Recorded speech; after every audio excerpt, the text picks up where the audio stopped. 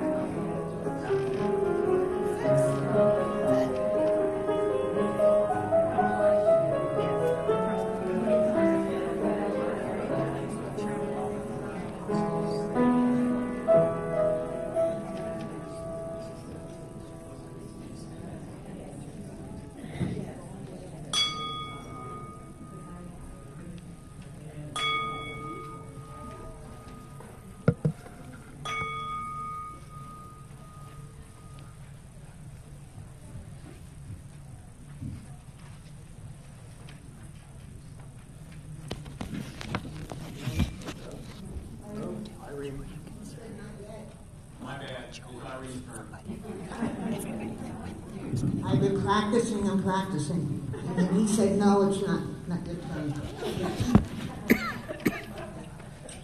Anyway, good morning. Good morning. Please join me in the words of writing at a chalice. The words are in the order of service. We like the beginning of hope, sign of our best, rooted meaning in in celebration of the life we share together.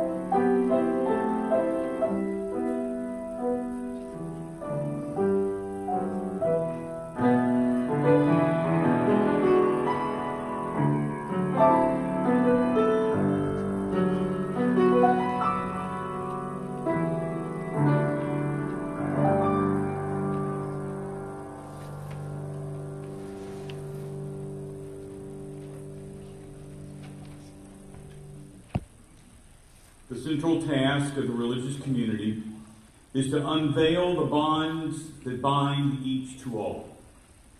There is a connectedness, a relationship discovered amid the particulars of our own lives and the lives of others. Once felt, it inspires us to act for justice. It is the church that assures us that we are not struggling for justice on our own, but as members of a larger community. The religious community is essential, for alone our vision is too narrow to see all that must be seen, and our strength too limited to do all that must be done. Together, our vision widens, and together, our strength is renewed. Good morning and welcome to the Unitarian Universalist Congregation of the Low Country. My name is Charlie Tyler. I'm the minister here. It's my privilege to welcome you into this place and into this community, into this space. And I believe that those of you who are new or second-time visitors will continue to find an amazing fellowship of people that welcome you into their hearts, that offer you kindness, grace, and mercy, and give you all the space you need to become who you can be. So welcome here, and you'll have an opportunity to stand and tell us where you're from if you're willing. We'd love to do that. But first, I want to draw your attention to some of the community announcements that you have in front of you. You see that our theme for August is covenanting. Take the time to read through that because that's an important part of who we are. This coming Sunday, Dr. Jones will be back with us. He is both closing out July and opening up August, and so we're thrilled for that and look forward to the back-to-back messages. You see Dick Hood is speaking later on in the month, Fry Gilliard and Jan Pope on August 20th. Music notes on Ravenel's, I can't pronounce that word, Pavani? Pavan, thank you. That's there. In June, you see the announcements concerning General Assembly, some of those things that are important to us, as well as the transformation of the inclusion of the values that lead to the 8 principles that are UUCL. I think that that's all the announcements that I need to bring to your attention at the moment. Is there something that I've left neglected? May I ask now those of you who are visiting with us for the first time or the second time, if you're willing to stand where you are, give us your name, tell us where you're from. That would be great. Yes, sir, if you would. Oh, wonderful. That's fabulous. Let me start on my far right, okay? Yes, ma'am. Hi, I'm Eddie Grace, and I live in Buffalo, or Bluffton now, but came from Buffalo, New York. Welcome. Good to have you. I'm Nancy Bender. I go to the Greenville Union Fellowship, and I'm down visiting. I met Susan up there when she lived there, so I'm visiting with you. Welcome. Good to have you. Yes, sir. My name is Craig Weaver. I'm from Boone, North Carolina, and I'm visiting Judy Baker. Welcome. Yes, ma'am. I'm Jackie Stahl. I'm originally from the Philadelphia area, but I moved recently from Los Angeles. Well, welcome back. Are there others? Those of you that have come here for your first or second time, I thank you for your willingness and courage to come into this place, and I think that you will find it meaningful and enriching in your lives. We are very pleased to have again one of our regular speakers, Reverend Dr. Neal Jones, is with us. It's a joy to have him here, both as a friend and as a professional, someone who I really still need to schedule several therapy sessions Thank you, with. Charlie. Thank you. Well, I'm going to turn it over to you, Dr. Jones. Thank you. Oh, I'm sorry. I think I just talked over you. Sorry about that, Charlie, but thank you. And it's good to be back with all of you this morning. Good morning. Our opening words this morning come from biblical scholar Walter Brueggemann, who said, "The prophetic task of the church are to tell the truth in a society that lives in an illusion, to grieve in a society that practices denial, and express hope in a society that lives in despair." That's our mission as a congregation. Now let us stand as we are willing and able for our opening hymn, 361, Enter, Rejoice, and Come In.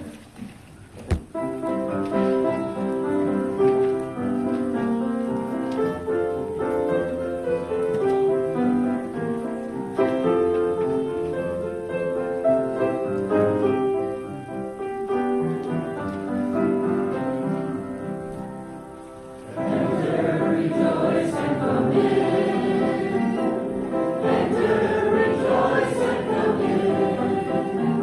Today will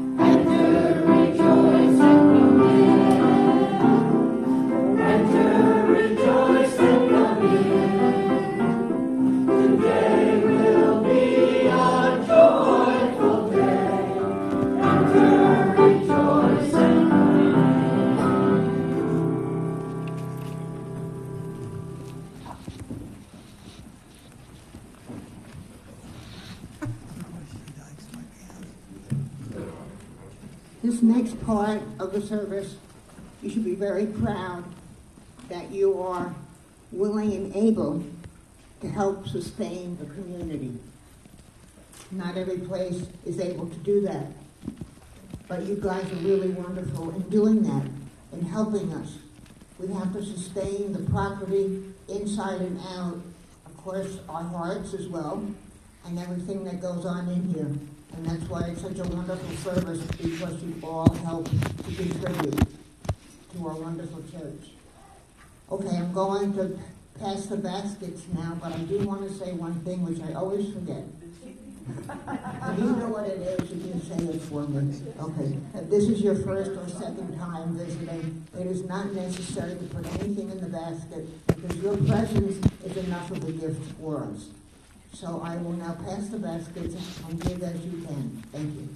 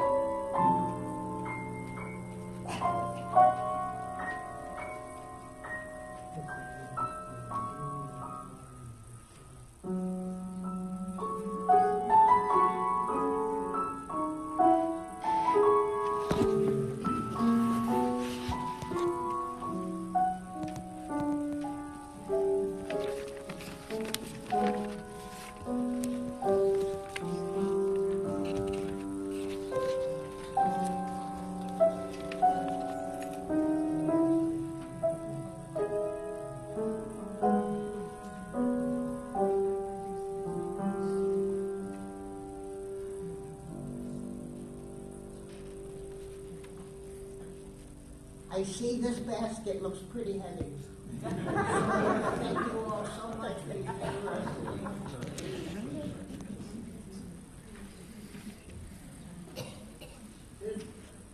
There's one other thing we need to do to share from our abundance, okay? And that is to give food items, okay, for the Sandalwood Food Pantry. People are hungry, obviously. The work is down, food is down, and people need a place to go and get food. And we are also so lucky that we've been doing this for so many years to help contribute to the people who really need our items. So any items that you bring in for the Sandalwood Food Pantry, we thank you for leaving it in the back, okay, of this room. And the people thank you also. Okay. Thank you. Thank you.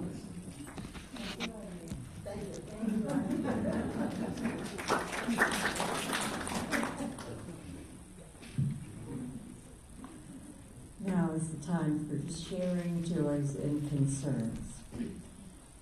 To do so, we're inviting you to come forward, take a stone from the basket, and place it in the cairn.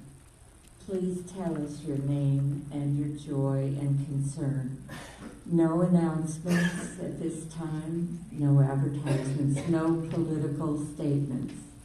This part of the service is not streamed. So come forward if you wish to share.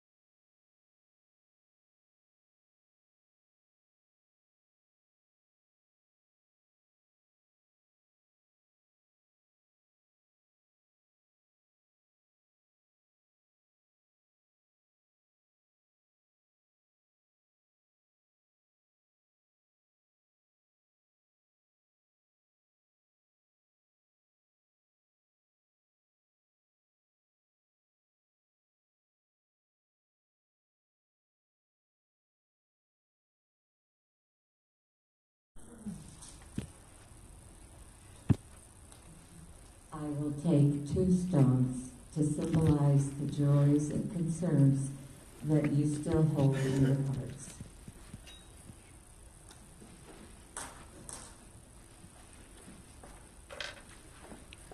And now, if you'll join me in reading affirmation number 473 in the back of your hymnal. 473.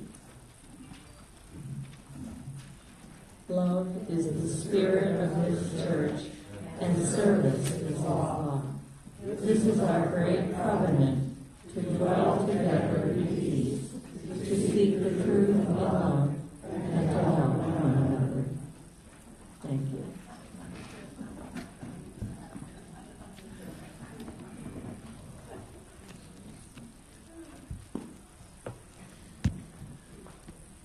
Martin Luther King is one of my heroes, and is one of the reasons I became a minister. Now, I know that must seem odd, coming from a white former Southern Baptist, but the fact is that I used to read and listen to recordings of his sermons and speeches, and I still do, and they still raise the hair on the back of my neck with his baritone voice telling it like it is.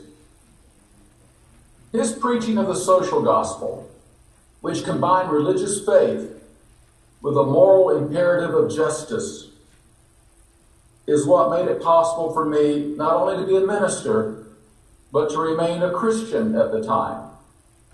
Now, if I had to use a label today to describe myself, I would use the label humanist.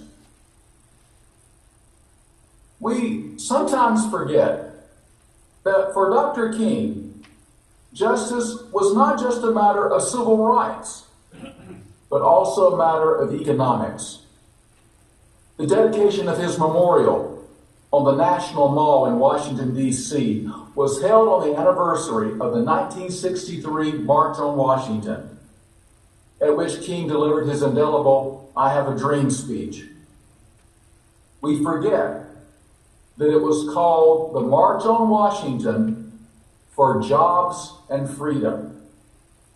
The issue of economic justice was front and center. We also tend to forget that when Dr. King was assassinated in Memphis, he was supporting the demands of sanitation workers for livable wages, better working conditions, and the right to unionize. He took a detour to Memphis while planning a massive Poor People's Campaign in Washington to pressure Congress to pass an economic Bill of Rights that would commit the federal government to full employment and a guaranteed annual income. Martin Luther King understood that political equality without economic security is meaningless. Without a job or an income, no person can meaningfully pursue life, liberty, or happiness. What difference does it make for people to have the right to eat in an integrated diner if they cannot afford a meal? Or the right to live in an integrated neighborhood if they cannot afford a house? Or the right to be treated at an integrated hospital if they do not have medical insurance? Dr. King recognized that our great nation has the resources to guarantee full employment and income to every citizen. What was lacking then, and is lacking still, is the will to do so. Said King, quote, "Our country can do this. If our nation can spend $35 billion a year to fight an unjust, evil war in Vietnam, and $20 billion to put a man on the moon, it can spend billions of dollars to put God's children on their own 2 feet right here on earth." If Dr. King were alive today, I think he would be astonished at how far we have come in racial equality. But I believe he would be appalled to see how far our nation has retreated in economic equality. In 1968, the year of King's death, the CEOs of the largest American corporations earned an average of 40 times as much as the average worker. Today, they make over 500 times as much. In 1968, the richest 1% brought home 8% of the income earned in this country. Today, they rake in roughly a quarter of the total income. 400 Americans have more wealth than half of all Americans combined. Let me repeat that. 400 individuals have as much wealth as 150 million of their fellow citizens. That is obscene. Today, the United States has the widest gap between the haves and the have-nots of any industrialized country in the world. From the end of World War II to the end of the Vietnam War, the average income for the average American family roughly doubled. Since 1980, however, the wages of average Americans have stagnated. Not because our gross national product has stagnated, it has not, but because 4/5 of the nation's increased wealth, 4/5 has gone to the 1%. The Pew Research Center has found that men in their 30s today earn 12% less than their fathers did in their 30s. In America, the rich get richer, the poor get poorer, and the middle class stays where it is. And the only reason the middle class has been able to stay where it is because, unlike 1968, families now require 2 wage earners. Families have used their homes as collateral. People are working longer hours, and we have credit cards. Before 1980, we were growing together. Since 1980, we've been growing apart. How did this happen? It wasn't an accident. It wasn't because of the invisible hand of the free market. It's because of the very visible hands of those with means to grasp more of the nation's economic pie for themselves and leave crumbs for everyone else. Conservatives say they abhor the redistribution of wealth, and yet over the last 40 years, they have orchestrated the greatest redistribution of wealth this country has ever experienced. Economic power buys political power. Those with economic power buy politicians to do their bidding in the White House, in the Congress, and in the State House, so that they get bailouts when their greed causes them to overreach, get extensions to pay their debts, get immunities and exemptions from certain laws when they don't want to play by the rules, and they don't have to pay their fair share of taxes. When Eisenhower was president, the top tax rate was 90%. In 1968, it was 71%. Today, it's 35%.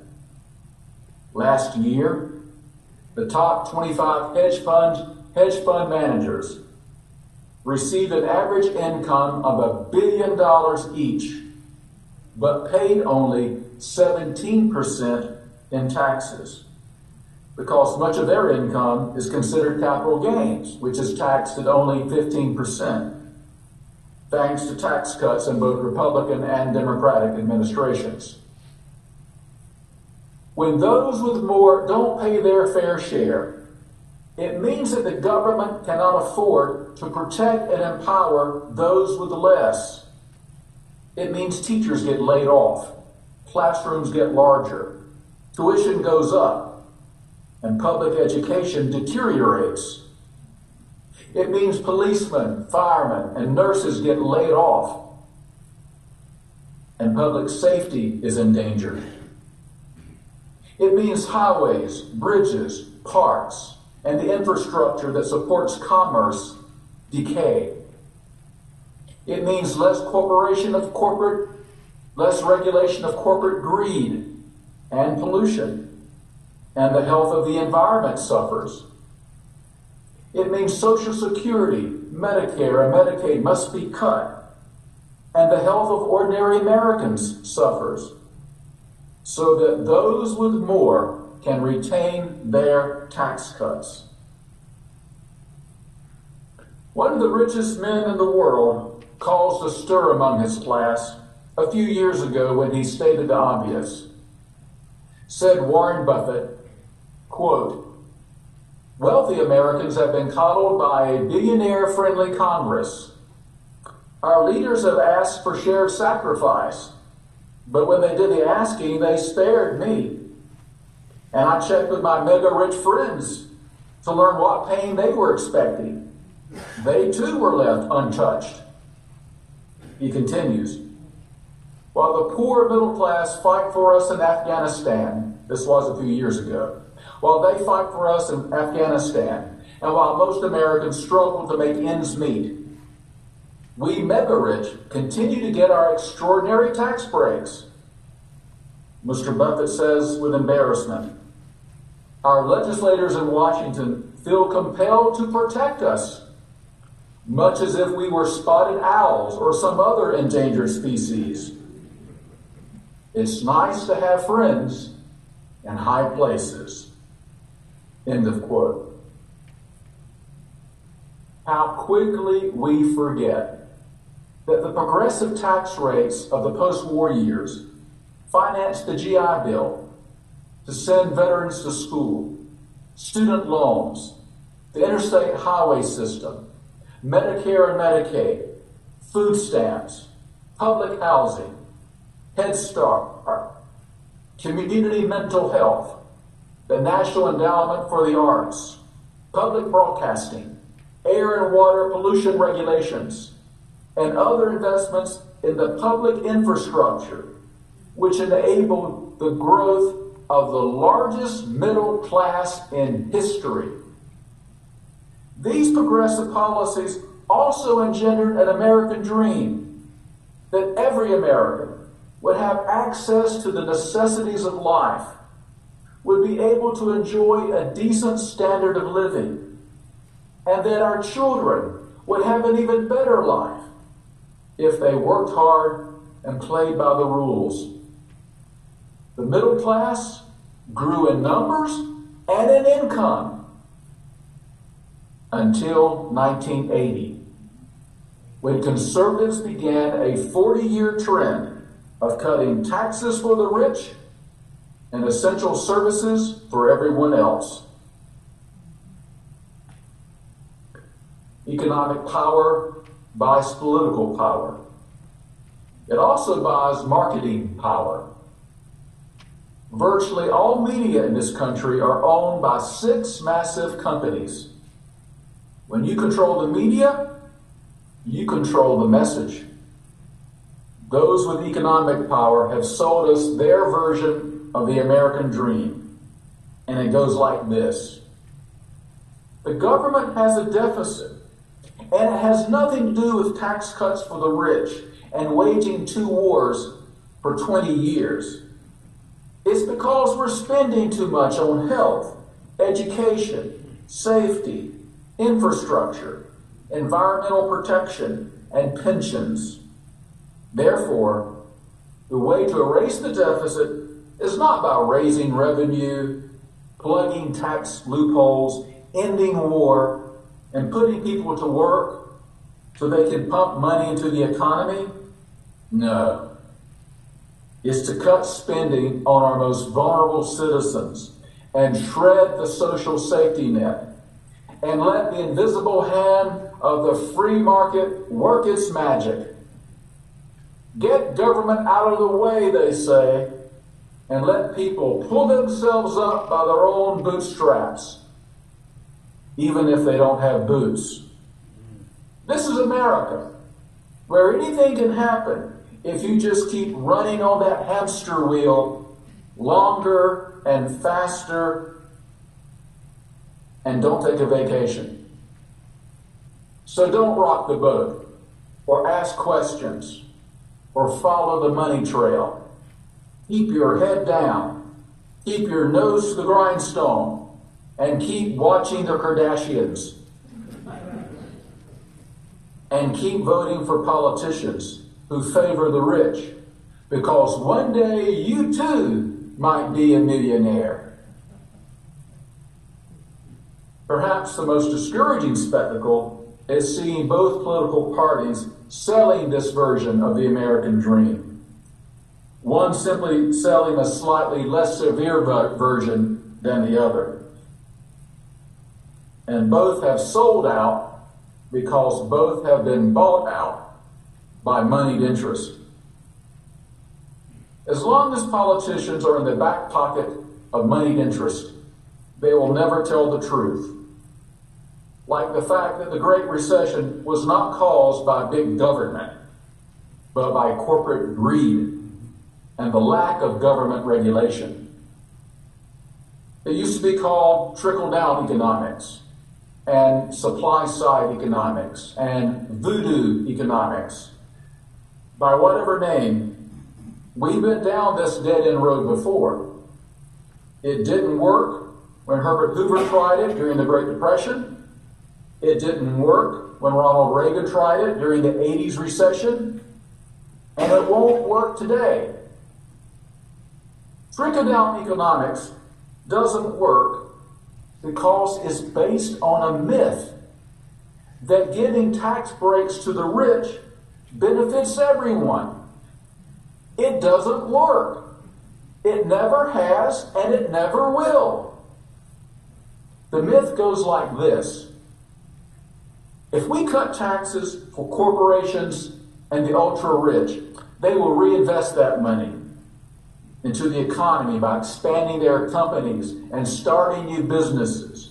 And those businesses will hire more employees. And as a result, middle-class families will have more high-paying jobs. The problem is that this myth is not based on reality. A typical example is AT&T. From 2008 to 2015, AT&T took advantage of tax breaks and loopholes that lowered their effective tax rate to 8%. So what did they do with their tax savings? Did they reinvest it into new businesses? Did they hire new people? No. Not only did AT&T reduce its total workforce by 80,000 people, they used their tax breaks to buy back their own shares of stock, artificially inflating their stock price. And now there's a reason they would do this. Like many big companies, executive corporations, executive compensation is directly tied to the performance of their stock price. And AT&T is hardly the exception. A study by the Institute for Public Studies tracked 92 tax-dodging companies from 2008 to 2015. So in theory, these companies should have been the greatest job creators in our economy because of their tax savings. But in reality, here's what happened. While the rest of the private sector had a job growth rate of 6%, these 92 companies actually averaged a negative 1% job growth. And to add insult to injury, their average CEO, their pay increased by 18% compared to the 4% pay increase of the average worker. It's time once and for all to bury the myth that giving tax breaks to the rich is the best way to stimulate the economy. It's not. It just makes the rich richer. What stimulates the economy is investing in top-notch public schools, universal health care, infrastructure, and a tax policy where the middle class gets the largest share of the benefits. A few years ago, while arguing to eliminate the estate tax for millionaires, Senator Chuck Grassley charged that ordinary people should not get a tax break because, quote, they'll just spend every darn penny on booze, women, or movies. Now, I'm not sure if that's exactly how working people spend their money. But the fact is that when working people have money in their pockets, they spend it on goods and services. And that is what grows the economy and creates new jobs and increases our quality of life. This is not theory. This is a fact that has been proven over and over again when our government has dared to serve ordinary people and not simply the rich. As long as our public representatives represent Wall Street instead of Main Street, they will never tell the truth. Like the fact that America is not broke. There's plenty of money in America. It's at the top. The top 1% has more financial assets than the bottom 95%. That is un-American and it's immoral. Like the fact that we are engaged in a class war. Now, I know we're not supposed to talk about class in America. It's okay to talk about race and gender and sexual orientation, but we can't talk about class. We're supposed to pretend that everybody belongs to the middle class. But the fact is that class division in America is real. And each class has its own interests, which come into conflict with the interests of the other class. Let us be clear. It is in the interest of the uber rich to slash the top income tax rate, capital gains taxes, and inheritance taxes, so as to shift the tax burden to working people and create a deficit that forces us to dismantle our social safety net. It is in their interest to support so-called tort reform, to limit lawsuits against corporations. It is in their interest to privatize public services. It is in their interest to eviscerate the unions. It is in their interest to keep unemployment high so as to keep wages low. Make no mistake, we are engaged in a class war, and you and I are losing. The threat to our democracy is not socialism or communism. It's not abortion or gay marriage. It's not even the teaching of evolution or reading books in drag. The threat to our democracy is oligarchy, the rule of the rich. We are ceasing to be a government of the people, by the people, and for the people, and are becoming a government of Goldman Sachs, by ExxonMobil, and for Citibank. As Justice Brandeis once put it, we can have democracy in this country, or we can have great wealth concentrated in the hands of a few, but we cannot have both. Back in 1968, Martin Luther King and the other warriors of the civil rights movement could not have imagined an African American president of the United States. The wall of prejudice, fear, and custom must have seemed insurmountable. Yet they persevered to press against that wall until it came tumbling down in our lifetime. They persevered in faith. They could not see the outcome of their efforts, and they could not know the conclusion of their struggle. They sacrificed their time and reputations, their families and friendships, their careers and livelihoods, and their very lives in the faith that if they stood up for what is right and spoke up for what is true, some good would follow someday for somebody. Many of us in this room have grown disillusioned because the leaders we have elected have not led. The promises they made have not been kept, and the ideals we hold dear have not been realized. And we have become disheartened because the forces of retreat and retrenchment have dug in their heels with renewed determination. But let us remember that progress has always been an uphill battle. Dr. King reminded us, quote, "Human progress is neither automatic nor inevitable.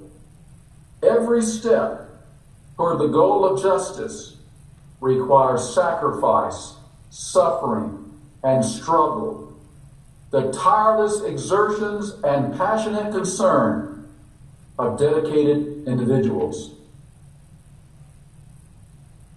You and I must not falter or fail. Our precious democracy is at stake, and democracy is not a spectator sport. If not you, then who? If not now, then when? The time is always right to do what is right. Bill Moyers had it right when he said that the answer to organized money is organized people. We may not have the money of the 1%, but we have the numbers of the 99%. So get mad, get organized, and get busy. We are in the fight of our lives for our lives.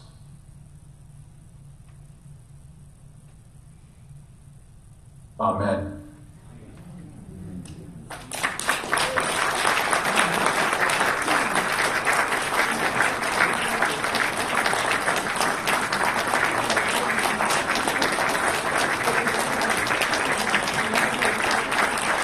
Neal, you're getting a standing ovation here. Neal Jones for president.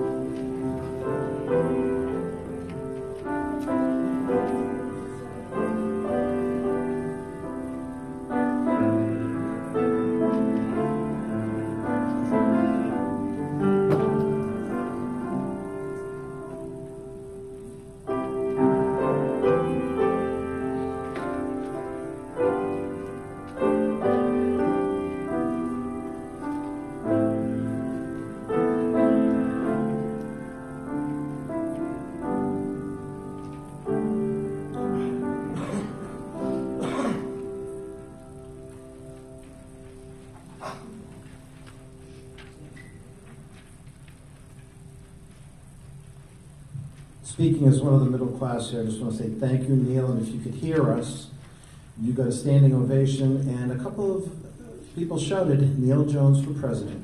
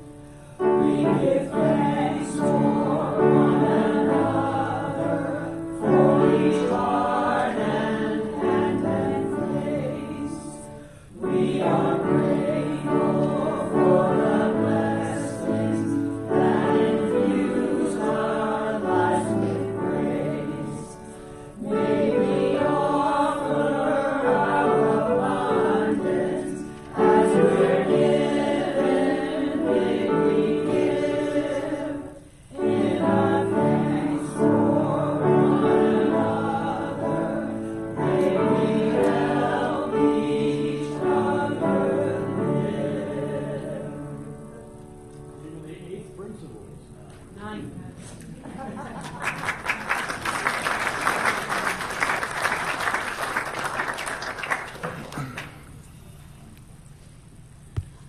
Neal, that's an astounding message that you brought to us. Thank you for sharing it and your passion behind it. And I think there's about 75 people in the room that want the manuscript, so get ready. I want to make sure all of you know that you're welcome to stay for what we call our talk back. We gather back here in this place about 11:15, and we reflect on the message, and Dr. Jones will join us. You may ask him questions and see if you might be able to continue to move forward with the power of the message that we heard today. So I encourage you to do that. That's a staggering message that you brought today. Thank you so much for it.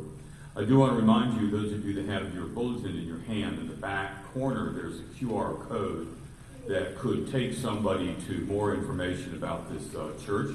Take them home, lay it around someplace, take it out to lunch, just lay it on the seat. Maybe somebody will find us that way. That's a good strategy of peaceful reaching out. So again, thank you, Dr. Jones. We look forward to the ongoing conversations that we'll have together later. Thank you. Thank you, Charlie. Our closing words come from Margaret Mead, who said, "Never doubt that a small group of thoughtful, committed citizens can change the world. Indeed, it's the only thing that ever has." Amen.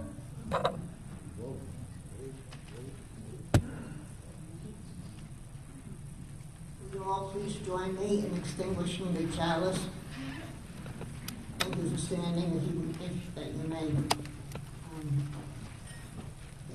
While we extinguish this flame, we still bear in our hearts the light of truth, the warmth of community, and the fire of commitment until we are together again.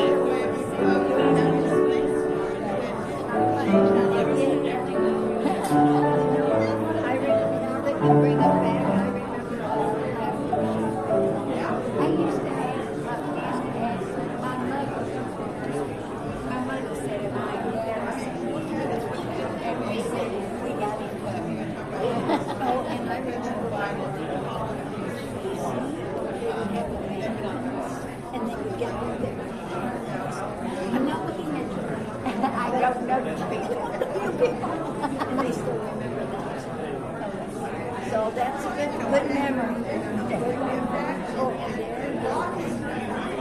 I gotta congratulate this woman.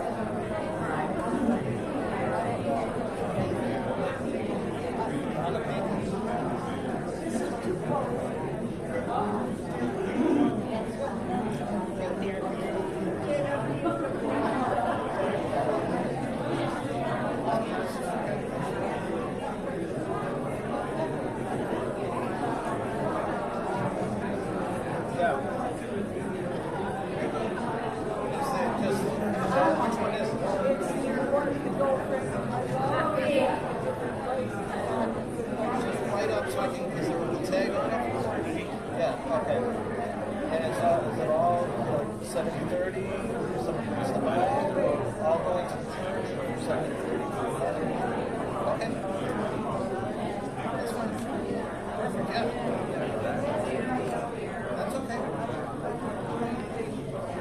Yeah, I would lie to you. I'm not suggesting. Oh my God. Stop.